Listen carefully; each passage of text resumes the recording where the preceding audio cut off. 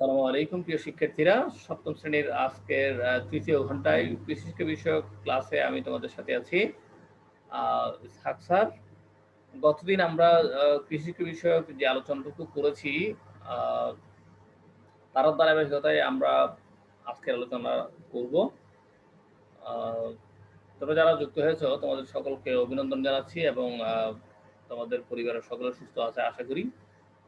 এই কঠিন পরিস্থিতিতে আমরা যে স্কুলে ক্লাস করে আছি, পড়াশোনায় আছি, যুক্ত আছি, সেটার জন্য অবশ্যই সুস্থ আছি। আল্লাহর কাছে অবশ্যই এটার জন্য শুকরিয়া আদায় করা উচিত। তারপরে যারা এখনো যুক্ত হয়নি, আশা করছি ক্লাস চলাকালীন সময় যে কোনো সময় তারা যুক্ত হয়ে যাবে। আর যারা রেগুলার ক্লাস করে তাদেরকে তো অবশ্যই অন্তর থেকে ধন্যবাদ। আর যারা রেগুলার ক্লাস করে না তাদেরকে জানিয়ে দেওয়া উচিত আমাদের তো ক্লাস চলে, আমরা তো পড়ছি। আসলে দেখো, গত 2020 সাল এবং 21 সাল যদি আমরা কথা বলি, আমরা খুব কঠিন সময়ের মধ্যে আছি।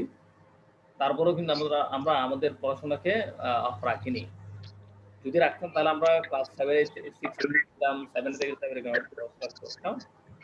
সরকারের জায়গা আছে, আমরা সেই জায়গা থেকে করতে হবে। আমাদের প্রত্যেকেই সচেতন হতে হবে। হ্যাঁ,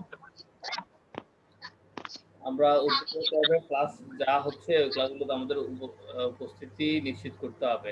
রায়হানের ভয়েসটা কি অসুবিধা হচ্ছে না একটু নাকি? যাই হোক, সময় এখন কত হয়েছে, আমরা ক্লাস এখন আমরা তো ক্লাসের পাঠে চলে যাব।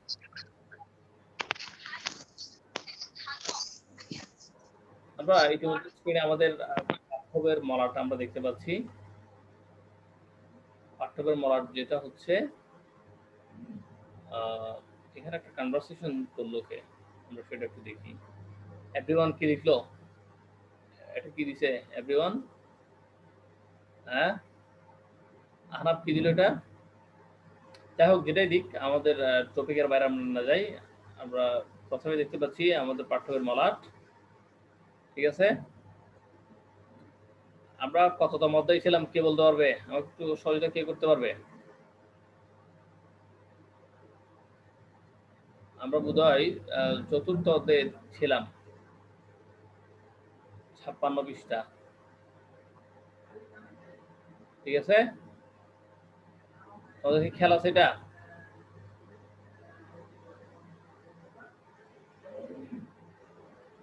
আচ্ছা, এখনো দ্বিতীয় অধ্যায় পড়ে আছে। দ্বিতীয় অধ্যায় পড়ে থাকতে হবে না, আমাদেরকে একটু আগে যেতে হবে। আমরা চতুর্থ অধ্যায় নিয়ে কথা বলছিলাম।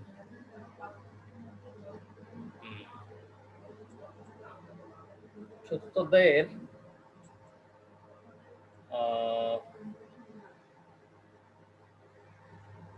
আচ্ছা, ফসল উৎপাদনের প্রতিকূল আবহাওয়া, জলবায়ু, এগুলো আমরা আলোচনা করেছি, ঠিক আছে না? আমার মনে আছে, খরা এবং অতিবৃষ্টি, অনাবৃষ্টি, বন্যা, এগুলো নিয়ে আমরা আলোচনা করেছি। এখন পরিবেশ, কৃষি পরিবেশ অঞ্চল, এটা আমরা আজকে কথা বলবো চতুর্থ অধ্যায়ের সপ্তম পাঠ নিয়ে। চতুর্থ অধ্যায়ের সপ্তম পাঠ নিয়ে আমরা আজকে কথা বলবো। সকলে প্রস্তুত আছো আশা করি। যারাই যুক্ত আছি আমরা সকলে একটু সচেতন হব ক্লাস শেষ পর্যন্ত থাকার। বাংলাদেশ কৃষি প্রধান দেশ, এটা খুব কমন কথা এবং আমরা সকলেই জানি। প্রায় সব ফসলই এদেশের মাটিতে জন্মায়।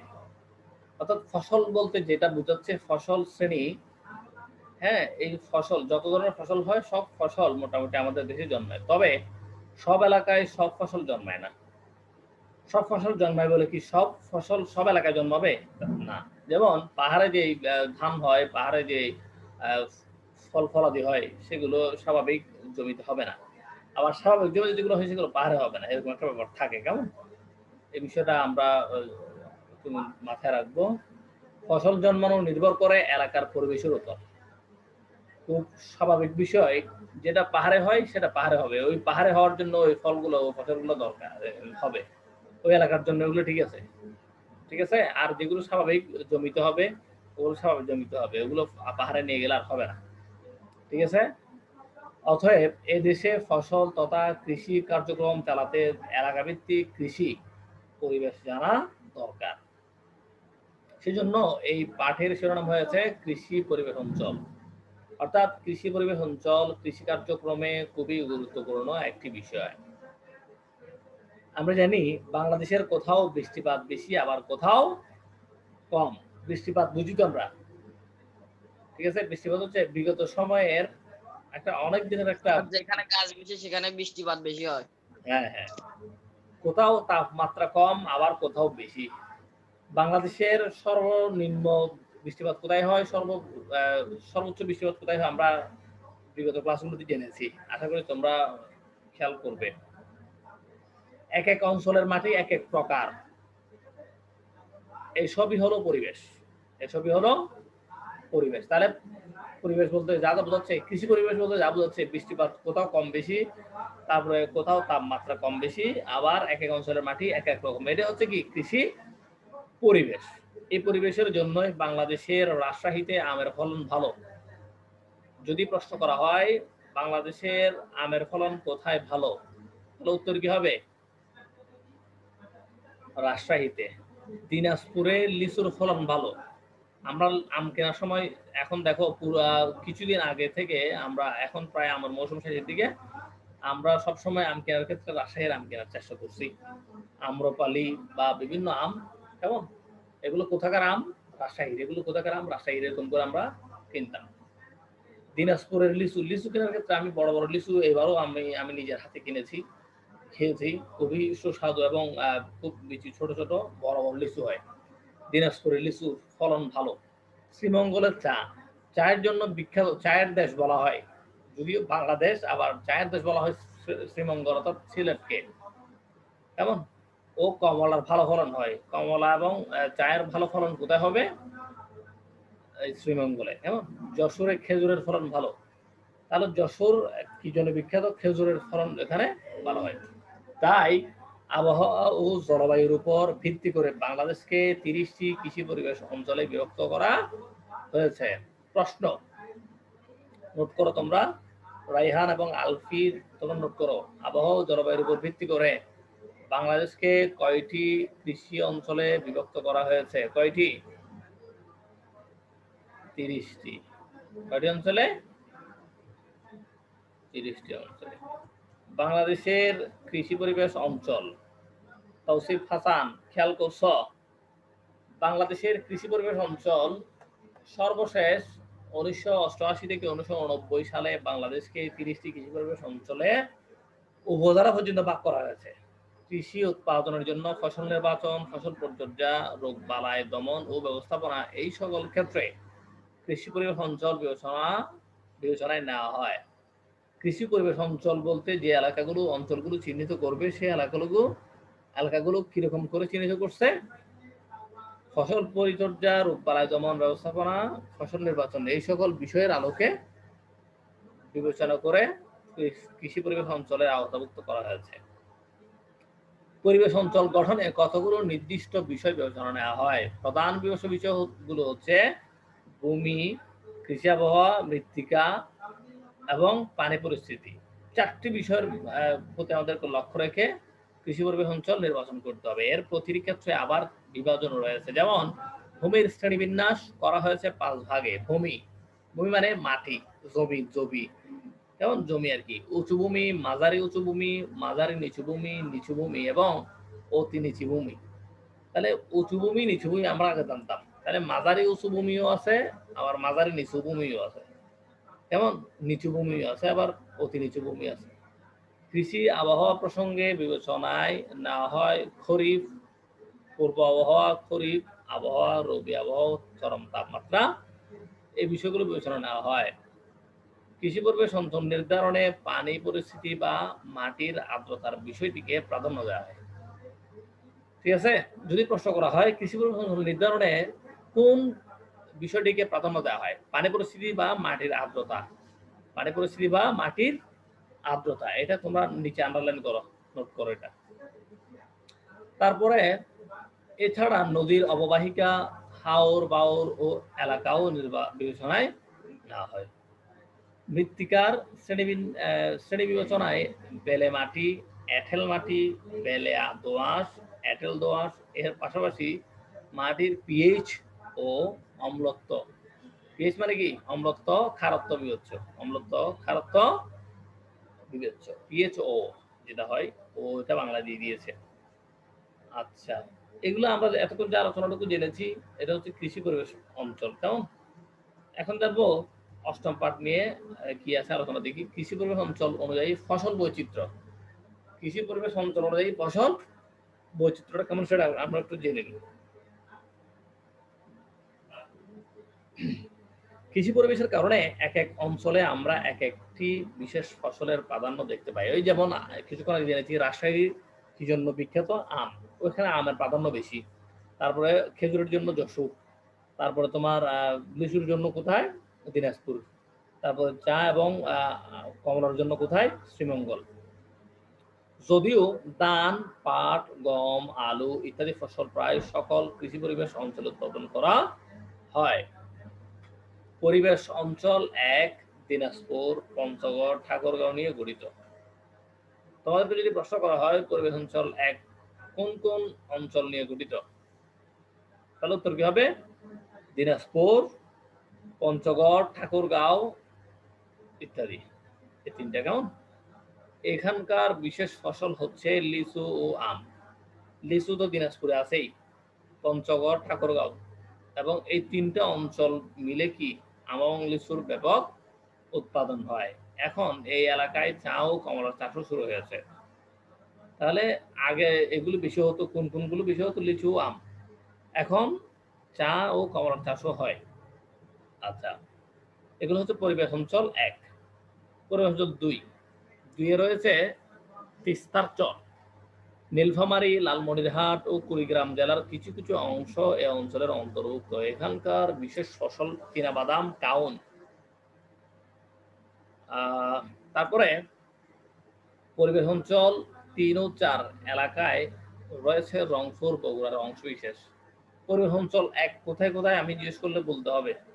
পরিবেশ অঞ্চল ২ এটা কোথায় কোথায় বলতে হবে। পরিবেশ অঞ্চল ৩ ও ৪ এলাকায় রয়েছে রংপুর ও বগুড়ার অংশবিশেষ। এই এলাকার বৈশিষ্ট্য হচ্ছে তামাক ও সবজি, তামাক এবং সবজি। রংপুর এবং বগুড়া এই দুই জায়গায় কি হয়? বেশি তামাক এবং সবজি হয়। পরিবেশ অঞ্চল ৫ ও ৬ চলন বিল। ৩০টি ভাগের মধ্যে এখন মাত্র ৬টি যাচ্ছে। ৫ ও ৬ চলন বিল। আত্রাই ও পূর্ণ কি বলা হচ্ছে? পুনর্ভবা নদী এলাকার নিচু জমি নিয়ে গঠিত, যা নওগাঁ, নাটোর, চাঁপাইনবাবগঞ্জ জেলায় অবস্থিত। এই এলাকার বৈশিষ্ট্য হলো পাটি বেত উৎপাদন।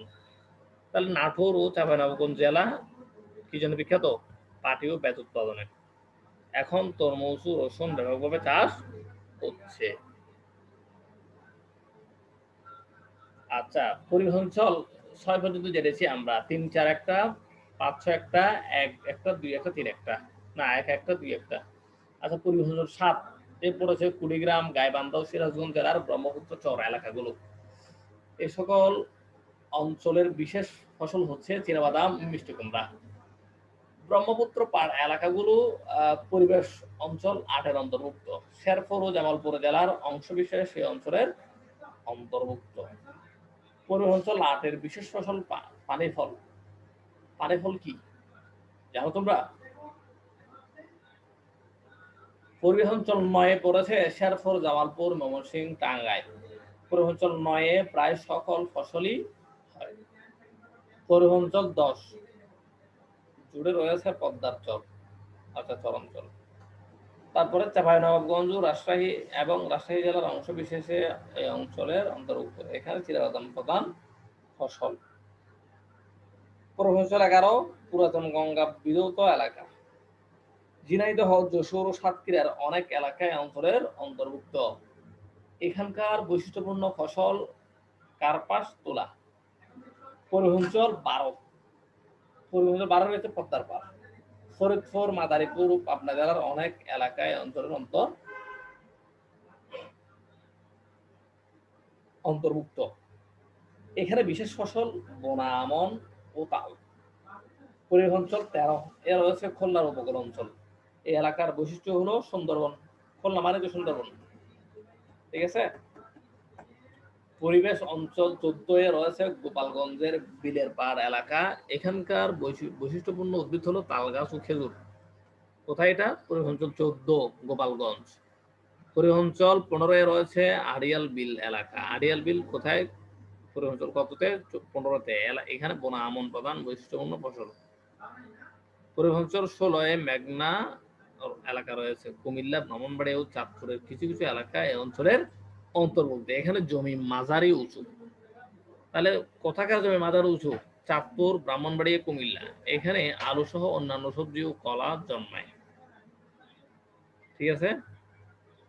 আচ্ছা, পরিবেশ অঞ্চল 17 এ রয়েছে কুমিল্লা নোয়াখালীর সীমান্ত এলাকা। এখানে চীনাবাদাম, ভুট্টা সহ সাধারণ ফসল জন্মায়। অর্থাৎ অঞ্চল ভিত্তিক ফসল, কোন ফসলটা বেশি হয় সেটাই এখানে আমরা জানছি। পরিবেশ অঞ্চল 19 এ রয়েছে পূর্ব মেঘনা এলাকা। 18 পড়েছিলাম, আচ্ছা না। পরিবেশ অঞ্চল 18 এ রয়েছে ভোলার চর। এখানে নারিকেল ও পান বিশেষ ফসল। পরিবেশ অঞ্চল 19 এ রয়েছে পূর্ব মেঘনা এলাকা। কুমিল্লা, ব্রাহ্মণবাড়িয়া ও চাঁদপুরের অনেক এলাকায় অঞ্চলের অন্তর্ভুক্ত। এখানকার বিশেষ ফসল বোনা আমন। আচ্ছা, পরিবেশ অঞ্চল 20 এ রয়েছে সিলেটের টাঙ্গুয়ার হাওর সহ হাওর এলাকাগুলো। এখানে বোরো ধান এবং মাছ উৎপাদন এলাকাগুলো রয়েছে। পরিবেশ অঞ্চল 21 এ রয়েছে সুরমা ও কুশিয়ারার দুই পাড়। সুনামগঞ্জের অনেক এলাকা এই অঞ্চলের অন্তর্ভুক্ত। এখানে বোরো ধান, মাছ ও সবজি উৎপাদন হয়। উত্তর পূর্বাঞ্চলীয় পাহাড়ের পাদদেশগুলো পরিবেশ অঞ্চল 22 এর অধীনে পড়েছে। নেত্রকোনা, সুনামগঞ্জ, মৌলভীবাজার ও সিলেট জেলার কিছু কিছু অংশ এই অঞ্চলের অন্তর্ভুক্ত। সুপারি, লেবু, কমলা, কাশিয়া পান এই এলাকার বৈশিষ্ট্য। এখন এইসব এলাকায় আগর উৎপাদন হচ্ছে, ঠিক আছে। সুপারি, লেবু, কমলা, খাসিয়া পান এই এলাকার বৈশিষ্ট্য। এখন এইসব এলাকার আগর বলা হচ্ছে আগর। আচ্ছা, পরিবেশ অঞ্চল 23 এর রয়েছে চট্টগ্রাম, কক্সবাজার উপকূল অঞ্চল। তাহলে চট্টগ্রাম কোথায় পড়েছে? পরিবেশ অঞ্চল 23 এ। এখানকার বৈশিষ্ট্যপূর্ণ ফসল পান। পুরো চট্টগ্রাম বলেনি। এখানে এই কক্সবাজার উপকূলের বৈশিষ্ট্য কি? পান। পান। পরিবেশ অঞ্চল 24 এ রয়েছে সেন্ট মার্টিন কোরাল দ্বীপ। এখানকার বৈশিষ্ট্যপূর্ণ উদ্ভিদ হচ্ছে নারিকেল। আচ্ছা, চিত্র দেখতে পাচ্ছি বাংলাদেশের কৃষি পরিবেশ অঞ্চল। কৃষি পরিবেশ অঞ্চল 23 এ দেখতে পাচ্ছি আমরা চট্টগ্রাম। দেখতে পাচ্ছি চট্টগ্রাম, ঠিক আছে। আচ্ছা, পরিবেশ অঞ্চল 25, 26, 27 এলাকা জুড়ে রয়েছে যথাক্রমে রাজশাহী, বগুড়া ও দিনাজপুরের বরেন্দ্র অঞ্চল। এখানে উঁচু এলাকায় প্রায় সকল ফসলই জন্মায় ফলে। পরিবেশ অঞ্চল 28 মধুপুর থেকে ঢাকার তেজগাঁও পর্যন্ত বিস্তৃত লাল মাটি অঞ্চল। এখানকার বিশেষ বৃক্ষ হচ্ছে শাল, ঠিক আছে। এখানকার ফসল হচ্ছে কাঁঠাল ও আনারস। কাঁঠাল আনারস চাইলে কোথায় পড়ছে? ঢাকা। সকল পাহাড়ি অঞ্চল পরিবেশ অঞ্চল 29 এর অন্তর্গত। একটা খুব কমন প্রশ্ন, গুরুত্বপূর্ণ প্রশ্ন তোমাদেরকে আমি বলে দিচ্ছি, সেটা হচ্ছে সকল পাহাড়ি অঞ্চল কোন পরিবেশ অঞ্চলের অন্তর্গত? তাহলে কি হবে? পরিবেশ অঞ্চল 29। রাঙামাটি, বান্দরবান, খাগড়াছড়ি, চট্টগ্রাম ও মৌলভীবাজার সহ ছাড়াও অন্যান্য জেলার পাহাড়ি এলাকাগুলো এই অঞ্চলের অন্তর্ভুক্ত। এখানকার বিশেষ ফসল চা। পরিবেশ অঞ্চল 30 এ রয়েছে আখাউড়া লালমাটি অঞ্চল। আখাউড়া হচ্ছে তোমার ঢাকা যাওয়ার পথে। এখানকার প্রধান ফসল কাকরুল ও মুকুন্দপুরি পেয়ারা। এই বিস্তৃত বিবরণের মূল উদ্দেশ্য হলো এই কথাটি জানানো যে বাংলাদেশ ছোট দেশ হলেও এর কৃষি বৈচিত্র্য বিশাল। যা হোক, পরিবেশ অঞ্চল 3, 9, 11 এবং আংশিকভাবে 16 উদার কৃষি পরিবেশ এলাকা। এই এলাকা জুড়ে উৎপন্ন ধান, পাট সহ নানা ফসলের জন্য বাংলাদেশ সোনার বাংলা নামে অবহিত। দেখো, 3, 9, 11 এই পরিবেশ অঞ্চল এবং আংশিকভাবে 16 এই 4টি পরিবেশ অঞ্চল উদার কৃষি পরিবেশ এলাকা।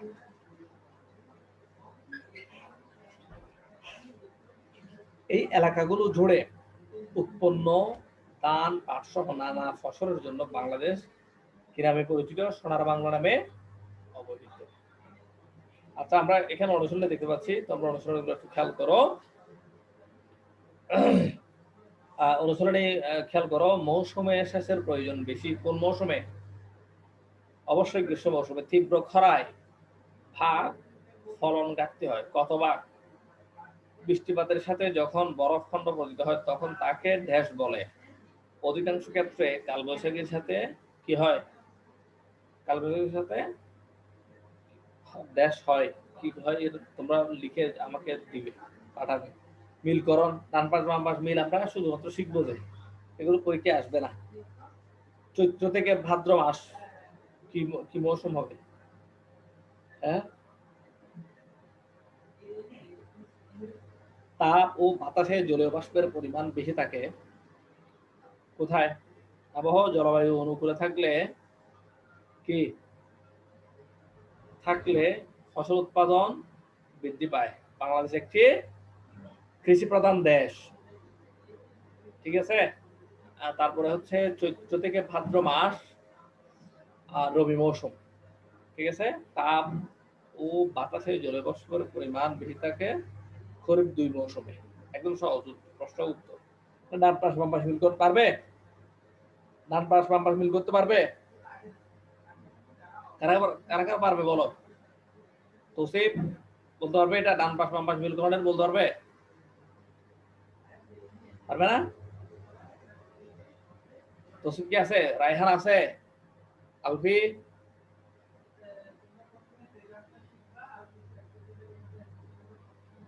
কাজ দিলে কথা বললে আর নাই, এমনি আছে ক্লাসে, তোমরা কি ঘুমোচ্ছ মনে হয়? যাই হোক, এটা ডান পাশ বাম মিল করে তোমরা আমাকে লিখে পাঠাবে। সংক্ষিপ্ত প্রশ্ন উত্তর। খরা বলতে কি বুঝো? খরার ব্যাখ্যা আমরা দিয়েছিলাম বিগত ক্লাসগুলোতে। স্বল্প দিবা উদ্ভিদ কাকে বলে? স্বল্প দিবা উদ্ভিদ, ঠিক আছে। শিলাবৃষ্টিতে ফসলের কি ধরনের ক্ষতি হয়? অতিবৃষ্টি বলতে কি বুঝো? এই বিষয়গুলো আমাদেরকে শিখতে হবে। সৃজনশীল বা রচনামূলক প্রশ্ন আছে। রচনামূলক প্রশ্ন দেখো, ফসল উৎপাদনে আবহাওয়া ও জলবায়ুর প্রভাব বর্ণনা করো। বাংলাদেশের কৃষি পরিবেশ অঞ্চলের বর্ণনা দাও।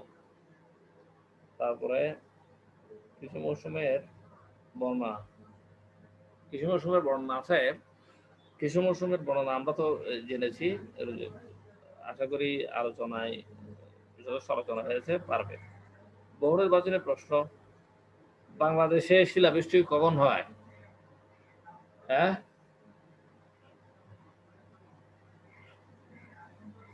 বহু নির্বাচনের প্রশ্ন তোমরা লিখে আমাকে পাঠাবে। 2, দিবা নিরপেক্ষ উদ্ভিদগুলো হলো, দিবা নিরপেক্ষ উদ্ভিদগুলো কি কি লিখতে হবে। আমরা দুটি চিত্র দেখতে পাচ্ছি, চিত্র 1 চিত্র 2। চিত্র 1 কি, চিত্র 2 কি? 72 পৃষ্ঠায় চিত্র 2 এর উদ্ভিদটি সেন্ট মার্টিনের কোরাল দ্বীপের পাহাড়ি অঞ্চলের, ময়মনসিংহ অঞ্চলের, সিলেটের টাঙ্গুয়ার হাওরের। কোথাকার এটা? এটা অবশ্যই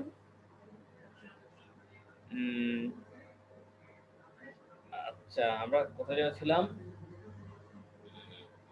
আচ্ছা, এখানে দুটো চিত্র দিব, চিত্রগুলো কি কি তোমরা একটু লিখে জানাবে। তারপরে চিত্র 3, চিত্র বলা হচ্ছে 3 নম্বর প্রশ্ন, চিত্র 2 এর উদ্ভিদটি সেন্ট মার্টিনের কোরাল দ্বীপের পাহাড়ি অঞ্চলের, সিলেটের টাঙ্গুয়ার হাওরের, ময়মনসিংহ অঞ্চলের। চিত্র 2, 2 মানে হচ্ছে কি তোমার ডাব বা খেজুর, তাল। হ্যাঁ, তাল হবে এটা, ঠিক আছে। চিত্র 4, চিত্র 4 নম্বর প্রশ্ন, চিত্র 1 এর উদ্ভিদটি অর্থকরী ফসল পানীয় প্রদানকারী, তারপরে গুল্ম জাতীয়। চিত্র 1 এটা কি কি প্রোডাক্ট হবে? চিত্র 1 এটা কি প্রোডাক্ট হবে?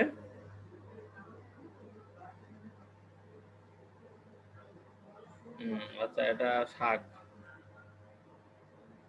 এটা অর্থকরী ফসল নাকি পানীয় ফসল নাকি গুল্ম জাতীয় ফসল, এটা দেখতে হবে। সৃজনশীল প্রশ্ন আছে, সাদিকের বাড়িটি কম বৃষ্টিপাত প্রবণ অঞ্চল হলেও প্রচুর শাকসবজি উৎপাদন হয়। সাদিক কিছু টাটকা সবজি নিয়ে তার মায়ের সাথে চট্টগ্রামের টিলাতলে মামার বাড়ি বেড়াতে যায়। সেখানে একদিন সে দেখে হঠাৎ করে আকাশ ঘন ঘন মেঘে ডেকে আসে ও ঝড় বাতাস শুরু হয়, এরপর শুরু হয় বৃষ্টি। ফসলের মৌসুম বলতে কি বুঝো? ফসলের মৌসুম বলতে আমরা কি বুঝি সেটা লিখবে। আলু কার্ডিনাল তাপমাত্রা সবজি বলো কারণ ব্যাখ্যা করো। উদ্দীপকের আলোকে সাদিকের কৃষি অঞ্চলের ফসলের বৈশিষ্ট্য অনুযায়ী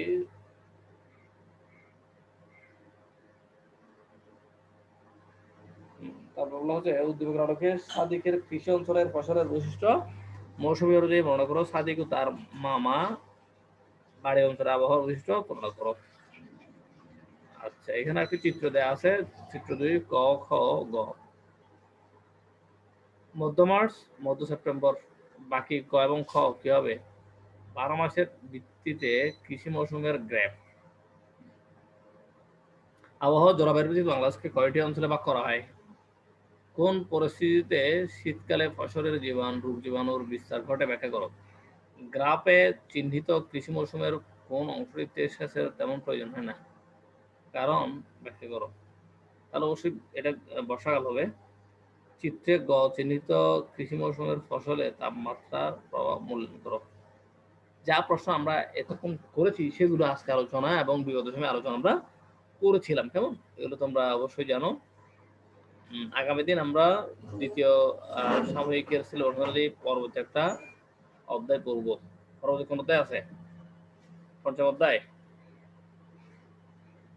কোন অধ্যায় আছে?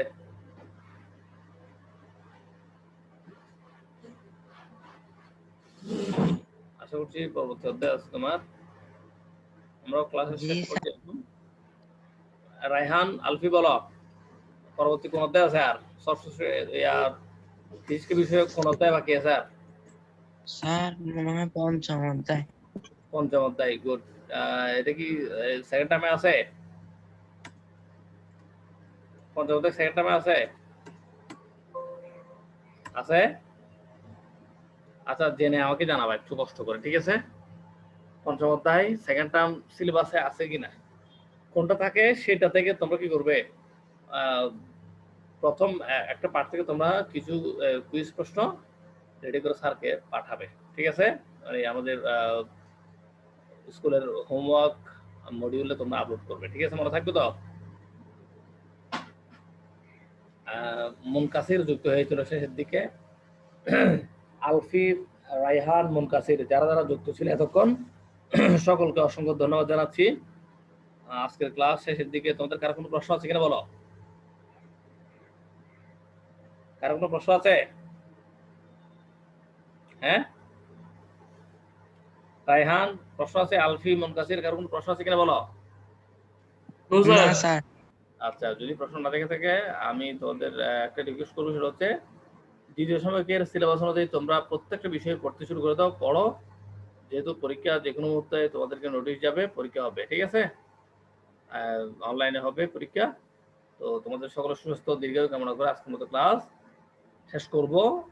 আসসালামু আলাইকুম।